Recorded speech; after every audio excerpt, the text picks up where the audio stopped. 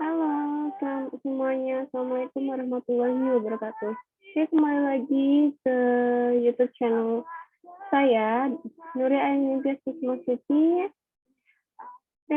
Kali ini kita akan membahas mengenai konsep program SPSS ya. Oke, saya slide terlebih dahulu. Dalam mata kuliah biostatistik ini kita harus mengenal ya apa itu SPSS.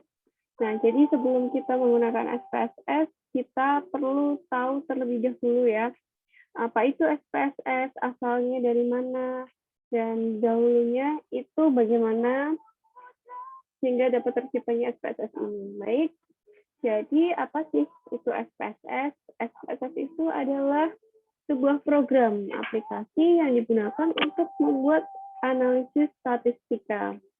Jadi SPSS itu kepanjangannya adalah Statistical Package for the Social Science atau paket statistik untuk ilmu sosial. Nah, itu adalah singkatan dari SPSS dahulunya. Jadi karena dahulu itu semula SPSS itu hanya digunakan untuk ilmu sosial saja. Namun karena seiring perkembangan zaman, kemudian SPSS ini itu digunakan menjadi berkembang, digunakan untuk berbagai disiplin ilmu. Nah, jadi untuk kepanjangan SPSS ini diubah, mengalami perubahan menjadi Statistical Project and Service Solution. Nah, sekarang SPSS ini itu sudah digunakan oleh peneliti-peneliti di lapangan ya, baik itu peneliti pasar, peneliti kesehatan, perusahaan survei, pemerintah, peneliti pendidikan, organisasi pemasaran, dan lain sebagainya. Nah, SPSS itu adalah aplikasi ya, aplikasi statistik yang paling sering digunakan untuk memecahkan permasalahan-permasalahan penelitian. Karena di SPSS itu data-data yang kita input itu bisa langsung kita olah dengan metode analisis yang kita inginkan. Ingin menggunakan uji hipotesis apa, nanti kita bisa langsung menggunakan SPSS. Nah, bagaimana sih cara mengoperasikannya? Jadi yang pertama, kita perlu klik di komputer atau laptop kita pastinya kita klik tombol Start yang untuk memilih menu program IBM Statistik, SPSS Statistik ini. Kita bisa klik Start, kemudian arahkan pointer ya, arahkan pointer atau mouse kita pada menu program IBM Statistik, IBM SPSS Statistik. Atau kita juga bisa klik 2 kali pada tombol shortcut SPSS yang sudah ada di kita tambahkan di shortcut di desktop kita. Jadi mungkin nanti kalau yang di tombol start ini kita bisa pilih IBM SPSS Statistik ya, yang bukan yang IBM SPSS Statistik License Authorized Wizard. Jadi yang diklik adalah yang IBM SPSS Statistik.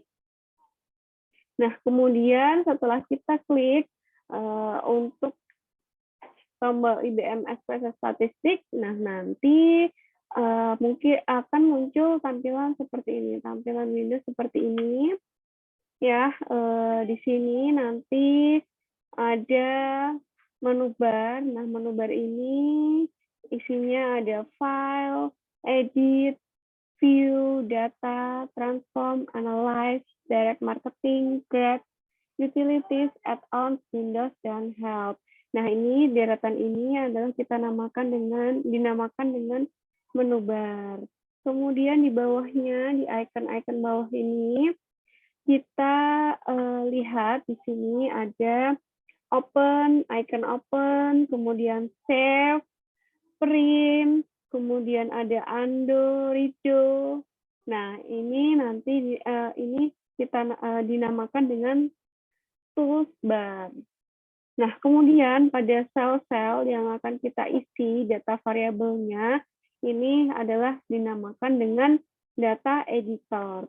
Nah, yang terakhir di bawah sendiri kita lihat di sini ada data view dan juga variable view. Nah, ini dinamakan dengan data variable view. Jadi nanti setelah kita buka untuk program SPSS ini, ya mungkin beberapa laptop atau komputer untuk membuka aplikasi SPSS ini agak lemot ya, karena untuk aplikasi SPSS ini mungkin memang agak berat, sehingga mungkin beberapa laptop atau komputer akan membutuhkan waktu untuk terbukanya tampilan Windows SPSS ini.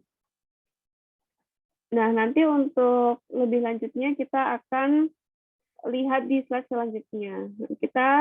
Sebelumnya kita lihat terlebih dahulu untuk menu-menu utama ya. Untuk menu-menu utama ini, dalam SPSS ini ada file. Nah, file ini digunakan untuk membuat file, bisa untuk menyimpan file,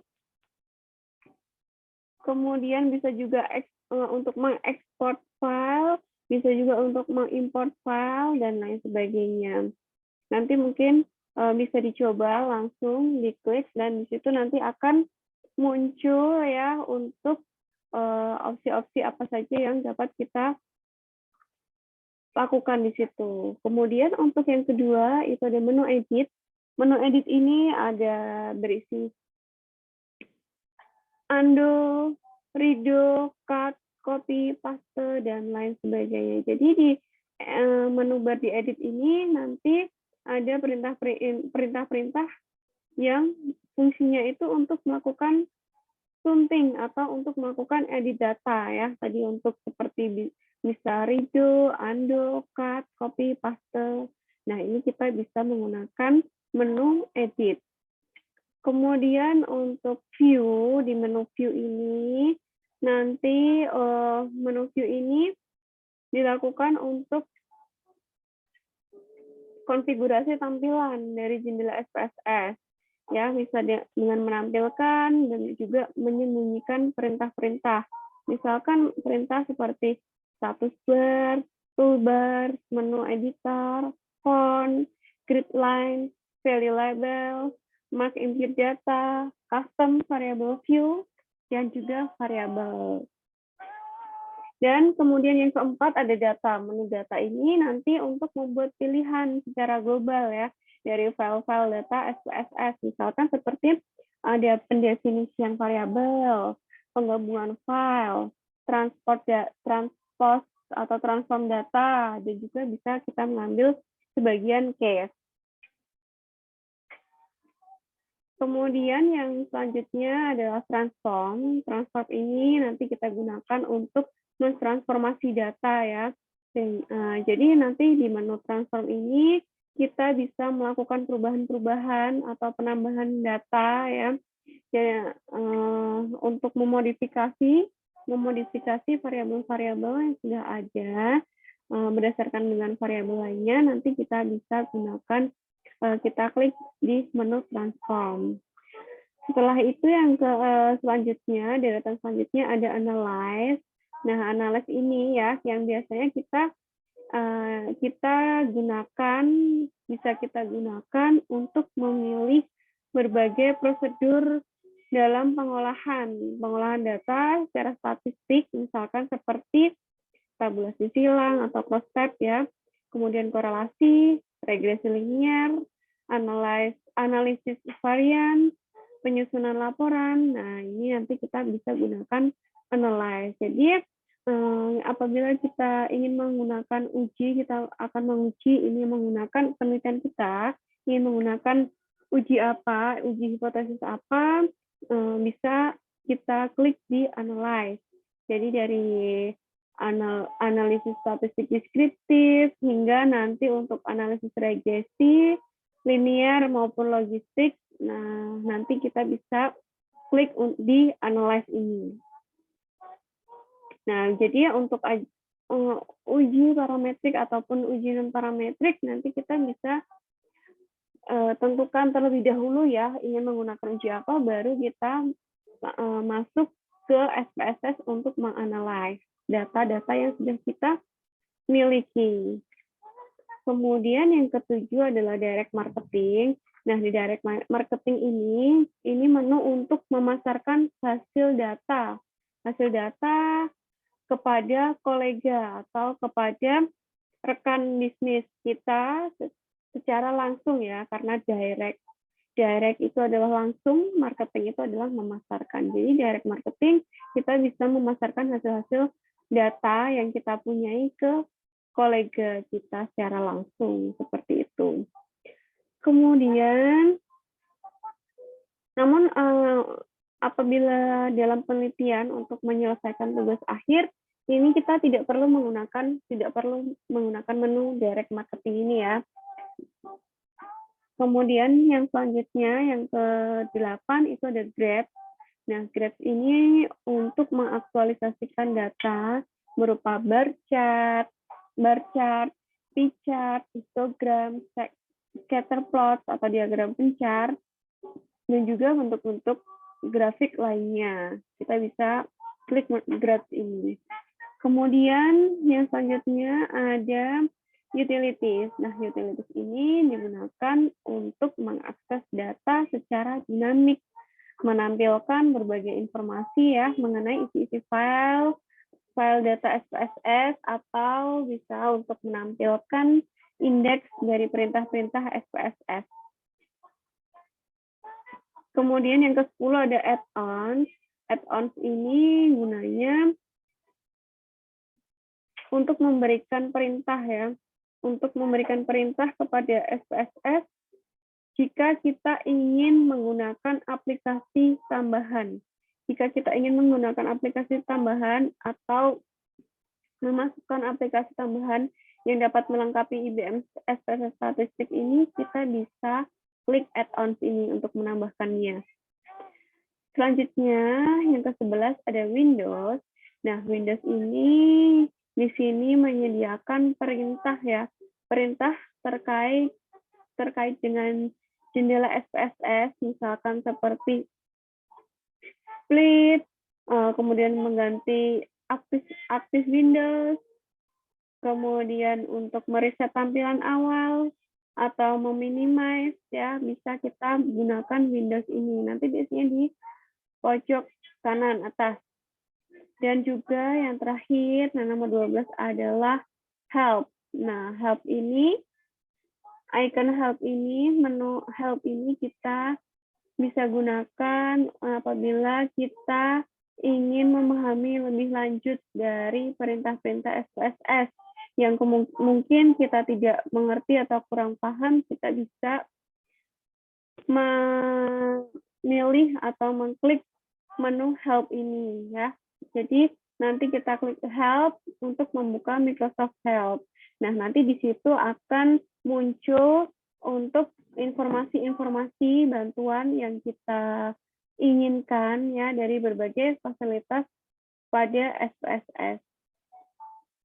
Nah, itu adalah 12 menu yang ada di SPSS. Kemudian apabila kita ingin mengakhiri program, kita bisa langsung save terlebih dahulu, atau kita bisa juga untuk mengklik tombol silang di sebelah pojok kanan atas.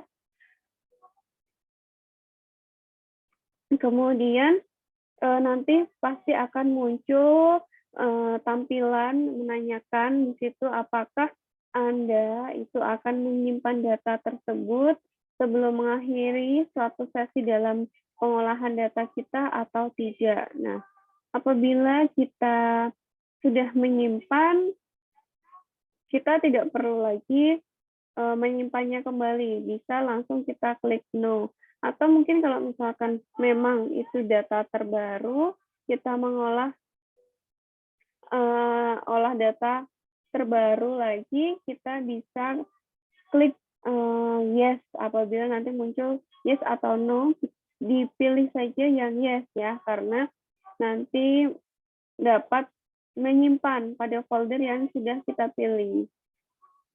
Ya, jadi yang terakhir kita olah akan tersimpan seperti itu.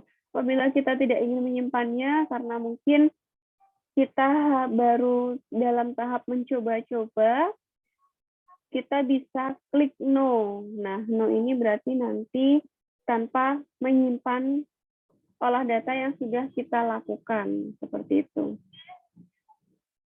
Nah, jadi tadi untuk data view atau variabel dan juga variable view, di sini kalau data view,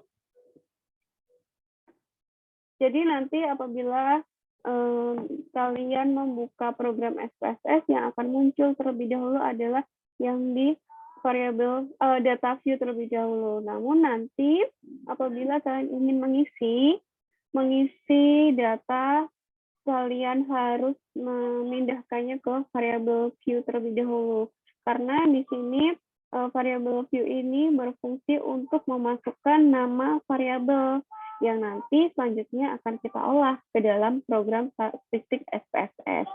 Nah, setelah variable view kita isi semuanya. Nah, ini di tampilan variable view nanti akan ada isian name, type, width, decimal, label, values, missing columns, align, measure, dan rows.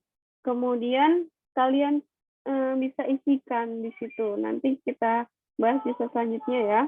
Untuk variable view ini, kemudian untuk data view ini ya fungsinya untuk pemberian variabel pada variabel view, hasil dari pemberian variabel pada variabel view. Nah, nanti kita lihat ya.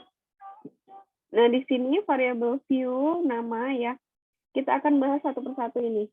Untuk nama, type, weight, decimal, label, dan selanjutnya. Nah, nama variabel ini kita ketentuannya yang bisa kita masukkan ke dalam variabel ini, di kolom variabel ini, di name, kita isikan variabel, misalkan adalah jenis kelamin atau gender, kita ketik di sini gender. Nah, ketentuannya untuk memasukkan nama variabel itu harus diawali dengan huruf. Tidak bisa kita masukkan atau mengawalinya dengan angka. Jadi yang harus kita masukkan adalah diawali dengan huruf ya. Kemudian tidak boleh diakhiri dengan tanda titik. Kalau ada tanda titik nanti tidak akan bisa untuk diproses.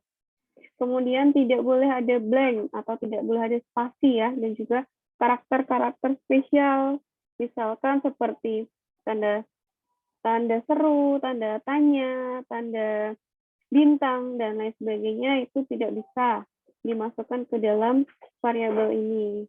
Kemudian tidak boleh menggunakan istilah reserve word. Reserve word ini misalkan seperti all, and, by, eq, ge, gt, le, lt, not, or, to, dan with. Ini kita tidak bisa untuk memasukkan reserve word ini ke dalam variabel ini, ke dalam nama yang ini. Jadi agar bisa diproses, kita harus ingat untuk ketentuan-ketentuan yang untuk memasukkan nama variabel ini ya. Kemudian yang kedua, yang selanjutnya di sebelah kanannya, ini ada type. Nah, type di sini atau tipe variabel di sini adalah untuk menentukan tipe variabelnya, kemudian lebar variabelnya, dan juga jumlah angka bulat. Angka bulatnya atau kita bisa menggunakan juga desimalnya berapa. Berapa angka di belakang koma, kita bisa tentukan di situ. Jadi, kalian bisa lihat ya ini. Untuk type ini bisa dipilih apakah numerik. Kalau misalkan numerik, nanti di sini ada weight. Weight ini nanti bisa dipilih 8 tidak usah dirubah-rubah ya. Mungkin nanti yang dirubah bisa dirubah yang desimal ini. Kalian menginginkan berapa desimal? Biasanya kalau secara otomatis akan terisi 2. Nah, apabila 2 nanti bisa di klik ke bawah sehingga dapat menjadi 0. Karena mungkin apabila kita memasukkannya lebih dari misalkan 1, 2, mungkin nanti kita terlalu pusing ya untuk melihat angka-angka, terlalu banyak angka. Jadi kita bisa pilih desimal ini menjadi angka 0. Kemudian selanjutnya label. Nah, label ini nanti diisi dengan menggunakan, nah ini label ini bisa kita gunakan dengan spasi. Misalkan kita di sini variabelnya adalah gender, kita labelnya bisa jenis kelamin atau tinggi badan, karena ini nanti bisa masuk ke sebenarnya ini tidak terlalu berpengaruh, jadi di sini bisa menggunakan spasi ya. Kalau di label ini kita masukkan misalkan jenis kelamin atau tinggi badan seperti itu. Kemudian di values ya, di value label itu adalah nilai yang akan kita masukkan di sini atau pengkategoriannya. Misalkan 1 adalah laki-laki, kemudian 2 adalah perempuan untuk gender. Kemudian untuk tinggi badan misalkan yang dikatakan tinggi badan rendah apabila di situ mendapatkan angka 140 sampai 150 misalkan. Kemudian yang sedang itu 150 hingga 160 misalkan seperti itu ya. Bisa kita klik ini value sehingga nanti kita bisa masukkan untuk kode 1 adalah laki-laki, kode 2 adalah perempuan seperti itu. Nah, nanti di value label ini ada 3 tombol untuk add, change, dan remove. Nah, apabila kita ingin meng-add, add itu tambahkan misalkan tadi jenis kelamin perempuan, kemudian di-add, bisa. Kemudian kode 2 adalah laki-laki, seperti itu kita add. Kemudian ada juga tombol change. Change ini adalah untuk merubah ya. Merubah apabila data value labelnya ingin kita rubah di situ. Kemudian bisa juga kita remove atau delete. Di situ ada tombol remove untuk menghilangkannya. Kemudian yang kelima itu missing value. Nah, missing value ini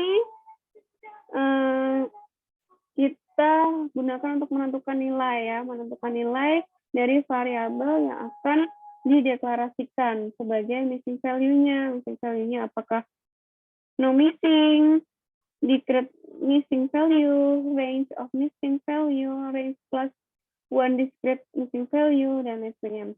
Nah, kita bisa isikan di situ apabila discrete missing value, kita bisa pilih discrete missing value ini bila variabel 1, 2, atau 3 buah missing value itu tinggalkan mengisikan harga-harga missing value tersebut pada kotak-kotak yang tersedia.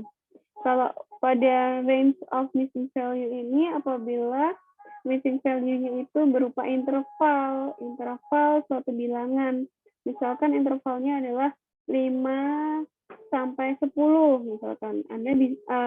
Kalian bisa mengisikan di situ harga terendah dan juga harga tertinggi dari range. Range ini berarti intinya range ini adalah interval ya. Kemudian range plus one discrete missing value. Nah, ini digunakan jika variabel yang kita gunakan itu mengandung missing value-nya yang berupa interval suatu bilangan dan sebuah harga missing sebagai harga alternatif, misalkan 7 sampai 9 atau misalkan 0 seperti itu. Nah, ini juga tidak perlu terlalu dipikirkan penting ya. Kita lanjut selanjutnya.